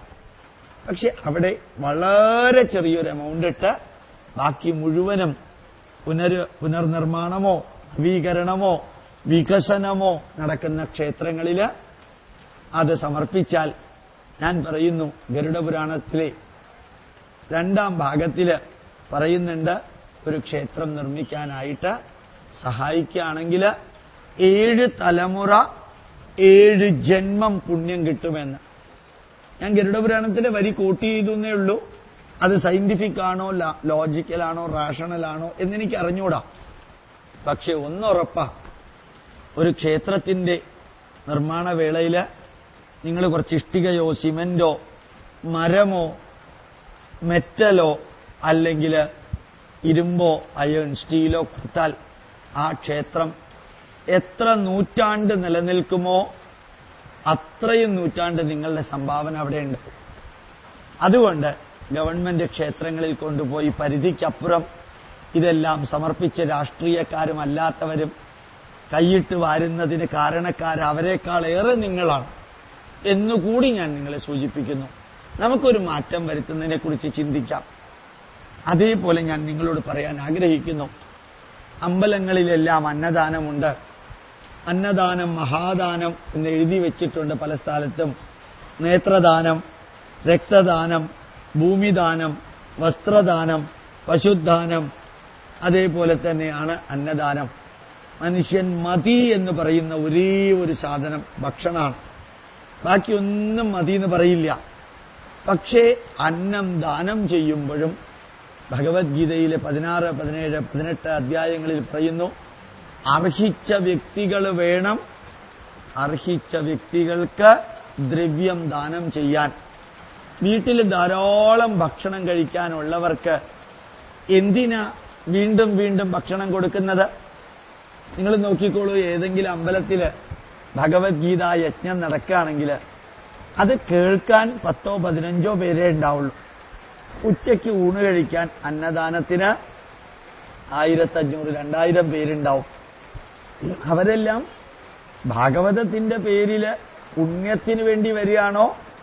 അല്ല, ഹോട്ടലിൽ പോയാൽ 35 രൂപ കൊടുക്കണം, ഇവിടെയാണെങ്കിൽ ഫ്രീ ആയിട്ട് കിട്ടും. നമ്മുടെ കേരളീയരുടെ ഒരു പ്രത്യേകതയാണ്, എവിടെയെങ്കിലും എന്തെങ്കിലും ഫ്രീ ആയിട്ട് കിട്ടിയാൽ അത് പരമാവധി ഉപയോഗിക്കുക. ഈ ഓണക്കാലത്ത് റേഡിയോയിലൂടെ അഡ്വർടൈസ്മെന്റ് കാണാം, എല്ലാത്തിനും ഫ്രീ ഉണ്ട്, എല്ലാത്തിനും ഫ്ലാറ്റ് ഓഫർ സമ്മാനമുണ്ട്. ചിലപ്പോൾ ടൊയോട്ട കാറ് സമ്മാനമുണ്ട്, ചിലതിൽ ആൾട്ടോ കാറ് സമ്മാനമുണ്ട്. എന്ത് വാങ്ങിച്ചാലും സമ്മാനം. എത്ര റിഡക്ഷൻ കിട്ടുമോ അതിന്റെ പുറകെ പോവുക. 100 രൂപയുടെ സാധനത്തിന് 10 രൂപ കുറഞ്ഞാൽ 500 രൂപയുടെ സമയം നഷ്ടപ്പെടുത്തി 10 രൂപ ലാഭിക്കാനായിട്ട് നമ്മൾ പോകുന്ന ഒരു കാഴ്ച ഇപ്പൊ കേരളത്തിൽ കാണാം. അത് തന്നെയാണ് അന്നദാനത്തിന്റെ മറ്റൊന്ന്. ഭഗവത്ഗീതയിൽ പറയുന്നു, ദേവാൻ ഭാവയതാനേന യോ ദേവാ ഭാവയന്തുവഹ പരസ്പരം ഭാവയന്ത ശ്രേയ പരമവാപ്നുയാത്. അങ്ങോട്ട് ദേവത്തിന് ദേവനൊന്നും കൊടുക്കാതെ ഇങ്ങോട്ട് അവിടെ നിന്നൊന്നും സ്വീകരിക്കരുത്. പരസ്പരം ഭാവയന്ത, അങ്ങോട്ട് കൊടുത്തതേ ഇങ്ങോട്ട് എടുക്കാവൂ. ഇത് ഞാൻ പറയാതെ നിങ്ങൾക്കറിയാം. എന്താ ഞാൻ പറയാതെ നിങ്ങൾക്കറിയാമെന്ന് ഞാൻ പറഞ്ഞതെന്നറിയോ? നിങ്ങൾ അമ്പലത്തിൽ പോയി 5 രൂപയുടെ പുഷ്പാഞ്ജലി നടത്താൻ ഒരു ടോക്കൺ എടുത്താൽ ആ ടോക്കൺ കൊണ്ടുപോയി പൂജാരിയുടെ കയ്യിൽ കൊടുത്ത് പൂജാരി പ്രസാദം തരുമ്പോൾ നിങ്ങൾ വീണ്ടും 2 രൂപയോ 5 രൂപയോ അദ്ദേഹത്തിന് കൊടുക്കും. അങ്ങനെ കൊടുക്കുന്നത് എന്തിനാ? അങ്ങോട്ട് കൊടുക്കാതെ ഇങ്ങോട്ട് എടുക്കരുത് എന്ന് നിങ്ങൾക്കറിയാം. അപ്പൊ പിന്നെ റെസീറ്റ് എഴുതുന്ന സമയത്ത് 5 രൂപ കൊടുത്തതല്ലേ, വീണ്ടും എന്തിനാ കൊടുത്തത് എന്നാണെങ്കിൽ പ്രസാദം വാങ്ങിക്കുമ്പോ ദക്ഷിണ കൊടുക്കണം എന്ന് നിർബന്ധം. അപ്പൊ അമ്പലത്തിൽ നിന്ന് ചോറ് വാങ്ങിച്ച് കഴിക്കുമ്പോ തിരിച്ച് ദക്ഷിണ കൊടുക്കണ്ടേ? അമ്പലത്തിന് എന്തെങ്കിലും കൊടുക്കണ്ടേ? ഫ്രീ ആയിട്ട് സത്രം മാതിരി അവിടുന്ന് ചോറ് കഴിച്ചു പോയാൽ മതിയോ? വീട്ടിനകത്ത് ധാരാളം കഴിക്കാനുള്ളവരല്ലേ?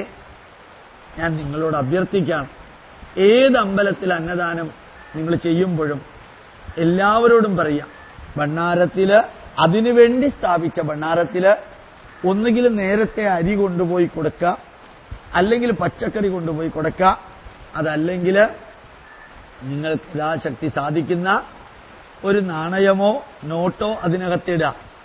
ഒരു വീട്ടിലെ 5 പേര് ഭക്ഷണം കഴിക്കുന്നുണ്ടെങ്കിൽ 5 പേരും ഭണ്ഡാരത്തിൽ കാശിടണം. ഒരാളിട്ടാ പോരാ, ആ അമ്പലത്തിന് ഡൊണേഷൻ കൊടുത്തിട്ടേ ഭക്ഷണം കഴിക്കാവൂ. കാരണം ദേവസ്വവും ബ്രഹ്മസ്വവും വെറുതെ എടുക്കരുത്, അത് ശാപമാണ്. അമ്പലത്തിലെ കമ്മിറ്റി അംഗങ്ങളും അമ്പലത്തിന് വേണ്ടി പ്രവർത്തിക്കുന്നവരും അമ്പലത്തിൽ നിന്ന് എത്ര നേരം ഊണ് കഴിച്ചാലും ഒരു കുഴപ്പമില്ല. എന്താ കാരണം എന്നറിയോ? അങ്ങോട്ട് കൊടുത്തിട്ടാണ് അവരിങ്ങോട്ട് എടുക്കുന്നത്. അതുകൊണ്ട് തന്നെ ഓർമ്മിക്കുക, അങ്ങോട്ട് കൊടുക്കാതെ ഇങ്ങോട്ട് എടുക്കരുത്. ഞാൻ വേറെ ചിലരോട് പറയാറുണ്ട്, അവരനുസരിക്കാറുമുണ്ട്. ഭാഗവത സപ്താഹം നടക്കുന്ന വേളയിൽ നേരത്തെ തന്നെ അടുത്തുള്ള ആശുപത്രിയിലോ അനാഥാലയത്തിലോ അറിയിക്കുക, അടുത്ത 7 ദിവസത്തേക്ക് 150 പാക്കറ്റ് ഭക്ഷണം അമ്പലത്തിൽ നിന്ന് നിങ്ങൾക്ക് വരും എന്ന് നേരത്തെ അറിയിക്കാം. എന്നിട്ട് ഭാഗവതത്തിൽ എല്ലാവരും ഊണ് കഴിക്കാൻ തുടങ്ങുന്നതിന് മുമ്പ് ആ 150 പാക്കറ്റ് ഒരു കാറിലോ ഓട്ടോറിക്ഷയിലോ ആ അനാഥാലയത്തിലേക്കോ വൃദ്ധസദനത്തിലേക്കോ രോഗികൾക്കോ ആശുപത്രിയിലേക്കോ കൊടുക്കുക. എന്തൊരു രസാന്നറിയാമോ? അതാണ് ധന്യമായത്. ഇത് വീട്ടിൽ മൂക്കറ്റം തിന്നാനുള്ളവര് കഴുത്തിൽ സ്വർണമാലയും ഇട്ടുകൊണ്ട് അമ്പലത്തിലെ പ്രസാദമല്ലേ എന്ന പേരില് ഒരു വിശ്വാസവും ഇല്ലാത്തവര് പോലും ഫ്രീ കിട്ടുന്നു എന്ന കാരണത്തില് ഇതെല്ലാം കഴിക്കുമ്പോൾ ബുദ്ധിക്കും യുക്തിക്കും ശാസ്ത്രത്തിനും നിരക്കുന്ന വിധത്തില് നിങ്ങളൊന്ന് ചിന്തിക്കണം, ഇത് ശരിയാണോ എന്ന്. ഇനിയും ഞാൻ നിങ്ങളോട് പറയാം. അടുത്തത് ആലോചിച്ചു നോക്കുക. വേദങ്ങളെല്ലാം ബ്രാഹ്മണരെ പഠിക്കാവൂ എന്ന് പറഞ്ഞിട്ടുണ്ട് എന്ന് ചിലര് പ്രചരിപ്പിക്കുന്നു. എവിടെയാ അത് പറഞ്ഞിരിക്കുന്നത്? ബ്രഹ്മജ്ഞാനേന ഏവ ബ്രാഹ്മണ. ബ്രഹ്മജ്ഞാനം കൊണ്ടാണ് ഒരുവൻ ബ്രാഹ്മണനാവുന്നത്. അതൊരു ക്രിസ്ത്യാനിക്കും മുസൽമാനും ഹിന്ദുവിനും നായർക്കും ഈഴവനും പറയനും ചണ്ടാളനും പുലയനും ബ്രഹ്മജ്ഞാനം ലഭിച്ചാൽ അവൻ ബ്രാഹ്മണനായി എന്നാ പറഞ്ഞിരിക്കുന്നത്. നമ്മൾ എന്തൊക്കെയോ തെറ്റിദ്ധരിച്ച് ബ്രാഹ്മണനാണെങ്കിലേ വേദം പഠിക്കാവൂ എന്നാക്കി മാറ്റി ഇല്ലാത്ത വരികൾ കൂട്ടിച്ചേർത്ത് നമ്മൾ എന്തൊക്കെയോ ആക്കിയത് നമ്മുടെ തെറ്റല്ലേ? നമ്മുടെ പൂർവീകരുടെ തെറ്റാണോ? ഈ വേദം നിങ്ങളോട് പഠിക്കണമെന്ന് ഞാൻ പറയില്ല. കാരണം എന്താ? കുറേ വേദം മനപ്പാഠം പഠിക്കാനും ബാക്കി ഭാഗം പുസ്തകം നോക്കി ശ്രുതിയോടുകൂടി ആലപിക്കാനും ഏത് വേദപണ്ഡിതരുടെയും കൂട്ടത്തില് വേദമന്ത്രം ചൊല്ലാനും ആ വിദ്യ നേടാൻ എനിക്ക് ജഗദീശ്വരൻ അനുഗ്രഹം നൽകിയിരുന്നു. അങ്ങനെ വേദത്തെക്കുറിച്ച് അല്പം അറിയാവുന്ന വ്യക്തി എന്നുള്ള നിലയിൽ ഞാൻ നിങ്ങളോട് പറയുന്നു, വേദം നിങ്ങൾ പഠിക്കാൻ ശ്രമിക്കേണ്ട. ബുദ്ധിമുട്ടാണ്, അതത്ര എളുപ്പമല്ല. കാരണം അതിന് ശ്രുതിയുണ്ട്. ഉദാത്തം, അനുദാത്തം, സ്വരിതം, രേപം, ഹ്രസ്വം, പ്രചേയം, അനുനാസിക, കമ്പം, ദീർഘകമ്പം, പ്ലുതം. 10 ശ്രുതിയുണ്ട്. ഈ 10 ശ്രുതി പഠിക്കണമെങ്കിൽ വളരെ ചെറുപ്പം മുതൽക്ക് തുടങ്ങിയാലേ പറ്റുള്ളൂ. അതുകൊണ്ട് വേദം പഠിക്കേണ്ട. ബ്രാഹ്മണരല്ലാത്തത് കൊണ്ടല്ല വേദം പഠിക്കേണ്ട എന്ന് പറയുന്നത്. ആരായാലും വേദം പഠിക്കണമെന്നില്ല. പക്ഷെ വേദം കേട്ടൂടെ നമുക്ക്? നല്ല CD-യിൽ വെച്ച് രാവിലെയും വൈകുന്നേരവും കാറിൽ ഡ്രൈവ് ചെയ്യുമ്പോഴും കമ്പ്യൂട്ടറിൽ വർക്ക് ചെയ്യുമ്പോഴും അമേരിക്കയിലെ ആശുപത്രികളിലും നാസയിലും പല പല സംഘടനകളിലും എല്ലാ സ്ഥലത്തും അവർ വേദം വയ്ക്കുന്നുണ്ട്. അവർക്കതാകാമെങ്കിൽ നമുക്കായിക്കൂടെ? വേദം കേൾക്കുന്ന സമയത്ത് അർത്ഥമറിയണമെന്ന് ഒരു നിർബന്ധവുമില്ല. അർത്ഥമറിയാതെയും വേദം കേൾക്കാം. അതുകൊണ്ട് എനിക്ക് നിങ്ങളോട് പറയാനുള്ളത്, എല്ലാ ഭാരതീയരും 4 വേദമുള്ളതിൽ ഒരു വേദമെങ്കിലും ഒരു ജന്മത്ത് കേട്ടിരിക്കണം. വേദം കേൾക്കാതിരിക്കാനും പഠിക്കാതിരിക്കാനും നമ്മളുണ്ടാക്കിയ ന്യായീകരണമാണ് വേദം ബ്രാഹ്മണർക്കാണുള്ളത് എന്ന് പറയുന്നത്. ഞങ്ങൾ ഈ അടുത്ത കാലത്ത് കണ്ണൂരിലേക്ക് പോയി എന്ന് പറഞ്ഞല്ലോ നേരത്തെ ഞാൻ. മാർക്സിസ്റ്റ് പാർട്ടിക്കാരുടെ മടിത്തട്ടിലാ പോയിട്ട് പ്രഭാഷണം നടത്തിയത്. AKGയുടെ തറവാട് ക്ഷേത്രം നല്ല CPM-കാര് മാത്രമുള്ള കേന്ദ്രത്തില് ആയിരക്കണക്കിന് വേദത്തിന്റെ CD-കളാണ് അവിടെ ജനങ്ങളിൽ എത്തിച്ചത്. അവർക്ക് വലിയ സന്തോഷമുണ്ടായിരുന്നു. നമ്മൾ സദസ്സിലുള്ളവരോട് പറയുകയും ചെയ്തു, നിങ്ങൾ കമ്മ്യൂണിസ്റ്റുകാരാണെങ്കിൽ കമ്മ്യൂണിസ്റ്റുകാരായി തന്നെ തുടരുക, യുക്തിവാദികളാണെങ്കിൽ യുക്തിവാദികളായി തന്നെ തുടരുക. പക്ഷെ വേദം എന്താണെന്നൊന്ന് കേട്ടു നോക്കുക. നിങ്ങൾ RSSകാരോ BJPക്കാരോ കോൺഗ്രസ്സുകാരോ ബ്രാഹ്മണരോ ഒന്നും ആവേണ്ട ആവശ്യമില്ല. നിങ്ങളെന്തോ അതായി നിലനിന്നുകൊണ്ട് വേദം ഒന്ന് കേൾക്കാം. വേദമന്ത്രം കേൾക്കുമ്പോൾ വേദത്തിന്റെ അർത്ഥം അറിയണമെന്ന് നിർബന്ധമില്ല. വേദമന്ത്രം കേൾക്കുമ്പോൾ അതിന്റെ അർത്ഥം പഠിക്കണ്ട എന്നല്ല ഞാൻ പറഞ്ഞത്. അർത്ഥം പഠിക്കേണ്ട ആവശ്യമില്ല, അത്യാവശ്യമില്ല. ഒഴിവാക്കണമെങ്കിൽ അർത്ഥം പഠിക്കാതെയും കേട്ടാലും എഫക്റ്റ് ഉണ്ട്. അതുകൊണ്ട് വേദമന്ത്രം നിങ്ങൾ കേൾക്കണം. ഒരു CD-യെങ്കിലും ഒരു ജന്മത്തിൽ കേൾക്കണം. ഈ വേദത്തിന്റെ CD-കൾ എത്ര വേണമെങ്കിലും നിങ്ങൾക്ക് എത്തിക്കാം. അത് കോപ്പിയെടുത്ത് മറ്റുള്ളവർക്ക് കൊടുക്കുകയും വേണം. അപ്പൊ ഞാൻ നിങ്ങളുടെ അടുത്ത് ഗണപതി ഹോമത്തെക്കുറിച്ച് പറഞ്ഞു, വെടിക്കെട്ടിനെക്കുറിച്ച് പറഞ്ഞു, ആന എഴുന്നള്ളിക്കലിനെക്കുറിച്ച് പറഞ്ഞു, കള്ള് നിവേദിക്കുകയും അഭിഷേകം നടത്തുകയും ചെയ്യുന്നതിനെക്കുറിച്ച് പറഞ്ഞു, ആടിനെയും കോഴിയെയും കൊല്ലുന്നതിനെക്കുറിച്ച് പറഞ്ഞു, വേദപഠനത്തെക്കുറിച്ച് പറഞ്ഞു, ദേവപ്രശ്നം വേണ്ട സ്ഥലത്തും അസ്ഥാനത്തും വെക്കുന്നതിനെക്കുറിച്ച് പറഞ്ഞു, അസാധാരണമായ തെറ്റിദ്ധാരണകളും അന്ധവിശ്വാസങ്ങളും വെച്ച് പുലർത്തുന്നതിനെക്കുറിച്ച് പറഞ്ഞു. ഈ വേദമന്ത്രങ്ങള് അർത്ഥമറിയാതെ കേട്ടാലും പ്രശ്നമില്ല. പക്ഷെ അടുത്ത പോയിന്റ് നിങ്ങളോട് പറയുന്നത് വളരെ ശ്രദ്ധിക്കണം. അർത്ഥമറിയാതെ പ്രാർത്ഥിക്കരുത്. നിങ്ങൾ എന്ത് പ്രാർത്ഥിക്കുമ്പോഴും ആ വാക്കിന്റെയും വരിയുടെയും അർത്ഥമറിയാതെ പ്രാർത്ഥിക്കുന്നത് തെറ്റാണ്. അത് എന്തുകൊണ്ട് കേരളത്തിൽ ആരും ആരോടും പറഞ്ഞില്ല എന്ന് ഞാനിങ്ങനെ വിചാരിക്കാം. നിങ്ങളൊരു കാര്യം ചെയ്യാൻ, ഞാൻ വെറുതെ ഒരു തമാശനൊരു സ്റ്റേറ്റ്മെന്റ് പറയട്ടെ. നിങ്ങൾ ഒരു പഞ്ചാബിലേക്ക് ഊണ് കഴിക്കാൻ പോയി എന്ന് വിചാരിക്കാം.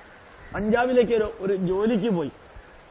എന്നിട്ട് ഒരു ഹോട്ടലിൽ ഭക്ഷണം കഴിച്ചു. ഭക്ഷണം കഴിക്കാൻ ഇരുന്നപ്പോ അയാള് പഞ്ചാബി പേരില് 5 കറികളുടെ, പഞ്ചാബി ഭാഷയിൽ 5 കറികളുടെ പേര് പറഞ്ഞു. പഞ്ചാബി ഭാഷയില് ഹോട്ടലില് 5 കറികളുടെ പേര് പറഞ്ഞു. നിങ്ങൾ അതിൽ ഏത് സെലക്ട് ചെയ്യും? ഒന്നുകൂടി പറയാം. പഞ്ചാബില് ഒരാവശ്യത്തിന് പോയി, ഒരു ഹോട്ടലിൽ കയറി ഭക്ഷണം കഴിക്കാനിരുന്നു. നിങ്ങൾക്ക് റൊട്ടി കിട്ടി, പിന്നെ നിങ്ങൾക്കതിന് കറി വേണം. അയാൾ പഞ്ചാബി ഭാഷയിലുള്ള 5 കറി നിങ്ങളോട് ഏത് വേണമെന്ന് ചോദിച്ചു. നിങ്ങൾ എന്തുത്തരം പറയും? 5 കറി നിങ്ങൾ കേട്ടിട്ടില്ല. അപ്പൊ നിങ്ങൾക്ക് ഏത് വേണമെന്ന് പറയാൻ ആ കറിയെക്കുറിച്ച് നിങ്ങൾ അറിയണം. ആ കറിയുടെ ബാക്ക്ഗ്രൗണ്ട് അറിയണം. എന്നാലേ ആ കറി വേണ്ട, ഈ കറി മതി എന്ന് പറയാൻ പറ്റുള്ളൂ. അതുകൊണ്ടല്ലേ പ്രാർത്ഥന എന്ന വാക്കിന്റെ അർത്ഥം തന്നെ പ്രകർഷേണ യത് അർത്ഥയതി തത് പ്രാർത്ഥന. Gloriously what ever you are asking, that is പ്രാർത്ഥന. അതാണ് പ്രയർ. അപ്പോ ഈശ്വരനോട് നിങ്ങൾ എന്തെങ്കിലും വേണമെന്ന് പറയണമെങ്കിൽ എന്താ വേണ്ടത് എന്നുള്ളതിന്റെ അർത്ഥം അറിയണ്ടേ? അല്ലെങ്കിൽ ചോദിക്കുന്നതിന്റെ അർത്ഥം അറിയണ്ടേ? ഞാൻ തമാശന് എല്ലാ പ്രഭാഷണങ്ങളിലും ഈ അടുത്ത കാലത്ത് പറയാറുണ്ട്, ഈ നരകത്തിൽ നിന്നെന്നെ കരകയറ്റിയിടേണം തിരുവൈക്കം വാഴും ശിവശംഭോ എന്നൊരാൾ പറഞ്ഞു എന്ന് വിചാരിക്കുക. അയാളിപ്പോ നരകത്തിലാണോ ജീവിക്കുന്നത്, അല്ലെങ്കിൽ നരകതുല്യമായ വേദനയിലാണോ ജീവിക്കുന്നത്? അങ്ങനെയൊന്നുമല്ല. ലക്ഷക്കണക്കിന് രൂപയുടെ വരവുണ്ട്. വളരെ സുഖമായിട്ട് ജീവിക്കുന്ന ആള് രാവിലെയും വൈകുന്നേരവും ഈ നരകത്തിൽ നിന്നെ കരകയറ്റിയിടണമെന്ന് പ്രാർത്ഥിച്ചാൽ ആ ലക്ഷക്കണക്കിന് രൂപയുടെ വരവും സുഖവും സന്തോഷവും 2 നില കെട്ടിടങ്ങൾ 4-5 ഇഷ്ടം മാതിരി കാറും എല്ലാമുള്ള അയാളുടെ അപ്പോഴത്തെ അവസ്ഥ നരകമാണെങ്കിൽ സ്വർഗം ഏതായിരിക്കും? അതിന്റെ ഓപ്പോസിറ്റ് ആയിരിക്കും. അപ്പൊ അയാളെ എവിടെ നിന്ന് എങ്ങോട്ടാ കരകയറ്റുക? ഈ നരകത്തിൽ നിന്ന് അയാളെ വേറൊരു സ്വർഗത്തിലേക്ക് ആക്കണം. തിരുവനന്തപുരത്തുകാരുടെ ഭാഷയിൽ പറഞ്ഞാൽ ഇപ്പൊ ധാരാളമുണ്ട്. അതെല്ലാം ഇല്ലാണ്ടാക്കി ഈശ്വരൻ അയാളെ കുത്തുവാള എടുപ്പിക്കണം എന്നാണ് അതിന്റെ അർത്ഥം. അർത്ഥം മനസ്സിലായോ? അപ്പൊ യഥാർത്ഥത്തില് നമ്മൾ പ്രാർത്ഥിക്കുമ്പോ അതിന്റെ അർത്ഥം അറിയണം. മന്ത്രം ചൊല്ലുമ്പോ പുരാണ മന്ത്രങ്ങളും ഇതിഹാസ മന്ത്രങ്ങളും, ദേവി മഹാത്മ്യം, ലളിതാ സഹസ്രനാമം, ദേവി ഭാഗവതം, വിഷ്ണു സഹസ്രനാമം, മഹാഭാരത, രാമായണത്തിലെ വരികള്, അതിനകത്ത് ഒന്നോ രണ്ടോ അക്ഷരത്തെറ്റ് വന്നാലും വലിയ കുഴപ്പമില്ല. വരാമെന്നല്ല പറഞ്ഞത്, വന്നാലും വലിയ കുഴപ്പമില്ല. കാരണം അത് ഒരു പ്രത്യേക തരത്തിലുള്ള എക്സ്പ്ലനേഷനായിട്ട് പോവാണ്. പക്ഷേ വേദമന്ത്രങ്ങൾ ചൊല്ലുമ്പോൾ അക്ഷരത്തെറ്റുകൾ ഉണ്ടാവരുത്. അക്ഷരത്തെറ്റുകൾ വേദമന്ത്രം ചൊല്ലുമ്പോൾ ഉണ്ടായാൽ അർത്ഥം മൊത്തത്തിൽ മാറും. അതുകൊണ്ട് വേദമന്ത്രം ചൊല്ലുമ്പോൾ അർത്ഥമറിയണമെന്ന് നിർബന്ധമില്ല. പ്രാർത്ഥന ചൊല്ലുമ്പോൾ അർത്ഥമറിയണമെന്ന് നിർബന്ധമുണ്ട്. പുരാണമന്ത്രങ്ങളും ഇതിഹാസമന്ത്രങ്ങളും നിങ്ങൾക്ക് എപ്പോൾ വേണമെങ്കിലും ചൊല്ലാം. ഒന്ന് രണ്ട് അക്ഷരം തെറ്റിയാലും വലിയ പ്രശ്നമില്ല. കാരണം വേദത്തെ പോലെ അത്രയും കാഠിന്യമുള്ളതല്ല പുരാണമന്ത്രങ്ങൾ. ഇപ്പൊ നമ്മൾ ഈ കാര്യങ്ങൾ അറിയണം. അതേപോലെ ഞാൻ നിങ്ങളോട് ഹിന്ദു ധർമ്മത്തിലും മാറ്റുവിൻ ചട്ടങ്ങളെ എന്ന് പറയാൻ വേണ്ടി ഈ വീഡിയോ CD റെക്കോർഡ് ചെയ്യുമ്പോൾ എനിക്ക് പറയാൻ ആഗ്രഹമുള്ളത്, ചില അമ്പലങ്ങളിൽ കൊടിമരം സ്വർണം പൂശാറുണ്ട്. അതിന്റെ ആവശ്യമുണ്ടോ? വർഷത്തിൽ ഒരു കൊടി കയറ്റാൻ മാത്രം ഉപയോഗിക്കുന്ന ഒരു കൊടിമരത്തില് 10-15 കിലോ സ്വർണം കൊണ്ട് പ്ലേറ്റ് വയ്ക്കുകയോ അല്ലെങ്കിൽ അമാൽഗമേഷനിലൂടെ മെർക്കുറിയിൽ അലിയിച്ച് അത് പ്ലേറ്റ് അടിച്ച് എത്ന ബർണർ ഉപയോഗിച്ച് ഹീറ്റ് ചെയ്ത് ആ മെർക്കുറി അന്തരീക്ഷത്തിലാക്കി ആ സ്വർണത്തിന്റെ നിറം വരുത്തിയാൽ ഈശ്വരൻ സന്തോഷിക്കുമെന്ന് നിങ്ങൾക്ക് തോന്നണുണ്ടോ? ആ തോന്നലുണ്ടെങ്കിൽ ഈശ്വരൻ എന്ന ചൈതന്യത്തെക്കുറിച്ച് നമ്മൾ മനസ്സിലാക്കിയിട്ടില്ല എന്ന് വേണം വിചാരിക്കാൻ. ഈശ്വരന് സ്വർണക്കുരിശും വേണ്ട, സ്വർണ ശ്രീകോവിലും വേണ്ട, സ്വർണത്തിന്റെ കൊടിമരവും വേണ്ട. ഇത് ആ 67 കിലോ സ്വർണം കൊണ്ട് ഒരാൾ തുലാഭാരം നടത്തിയെങ്കിൽ ആ സ്വർണത്തിന്റെ 10 ഗ്രാം ഉപയോഗിച്ചാൽ എത്രയോ പാവപ്പെട്ടവർക്ക് ചെറിയൊരു കുടിൽ വെച്ചു കൊടുക്കാൻ സാധിക്കും. അവരുടെ വിശപ്പ് മാറ്റാൻ സാധിക്കും. അവരുടെ രോഗം മാറ്റാൻ സാധിക്കും. അനാഥരായ കുട്ടികൾക്ക് ചിരിക്കാൻ പാകത്തിനൊന്ന് ചെയ്തു കൊടുക്കാൻ സാധിക്കും. ഞാൻ നിങ്ങളോട് ഇതെല്ലാം പറയുമ്പോൾ ദൂരെ മാറി നിന്ന് വീഡിയോ CD-യിൽ പ്രഭാഷണം നടത്താൻ ഗോപാലകൃഷ്ണന് എളുപ്പമാണ്.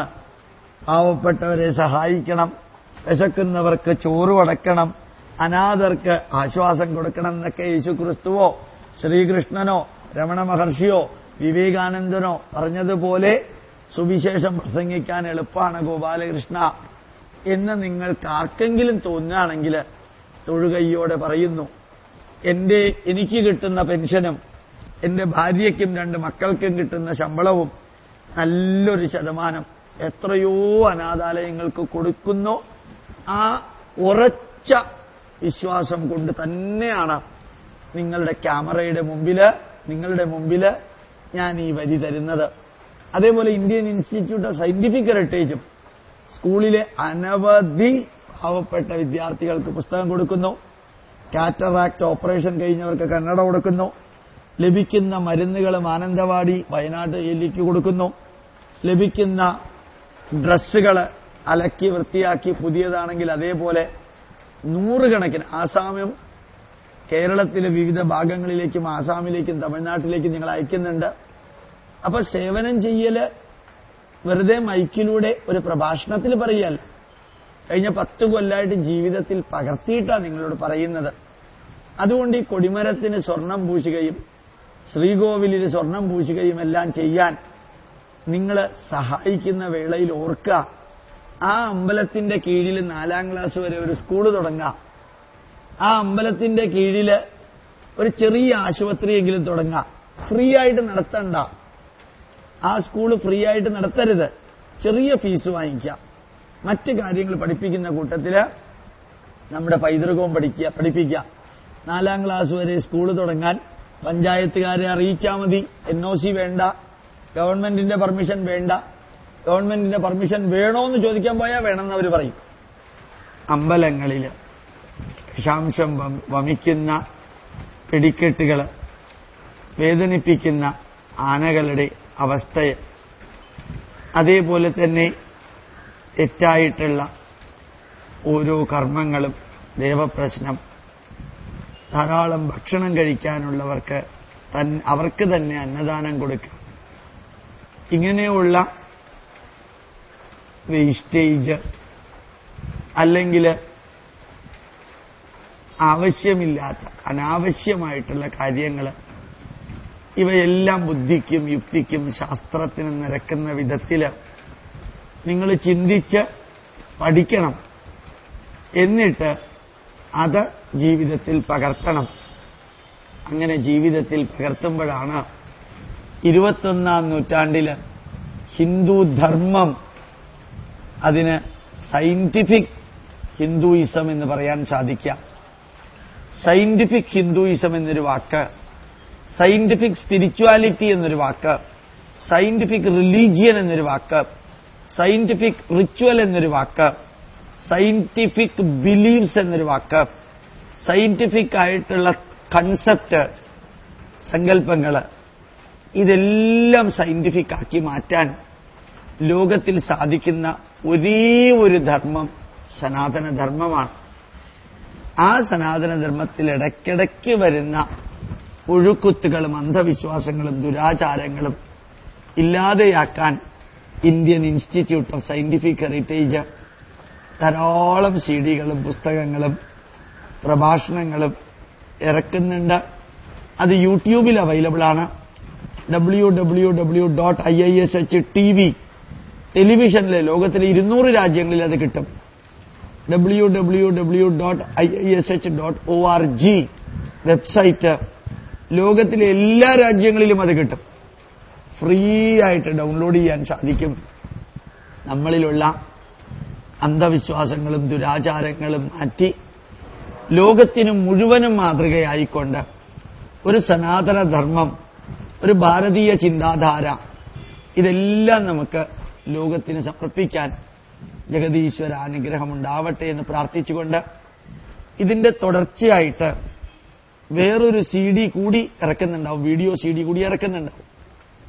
ആ വീഡിയോ CD കൊണ്ട് ഉദ്ദേശിക്കുന്നത് ഇന്നു മുതൽക്ക് നമ്മുടെ ചിന്തകളിലും വീക്ഷണങ്ങളിലും പ്രവൃത്തികളിലും ആചാരങ്ങളിലും വിചാരങ്ങളിലും വിശ്വാസങ്ങളിലും എന്തെല്ലാം മാറ്റമാണ് വരേണ്ടത്, അതെന്തുകൊണ്ട് ആ മാറ്റം വരണം എന്ന് വിവരിക്കുന്ന ഒരു വീഡിയോ CD.